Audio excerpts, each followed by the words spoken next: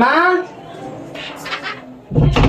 மா மா கூப்பிட்டு காது இருக்கலையாமா உனக்கு? எவ்வளவு நேரம் கூப்பிட்டுக்கிட்டே இருக்கேன். இங்கதான் இருக்கு தெரியுது இல்ல, வந்து உட்காரு. அம்மா எத்தி இருக்க கூட சண்டை போட்டியாமே, ஏன் சண்டை போட்ட? உனக்கு யாரு சொன்னா? பக்கத்து வீட்டு ஊருங்களா சொன்னாங்க. சொல்லு, ஏன் சண்டை போட்ட?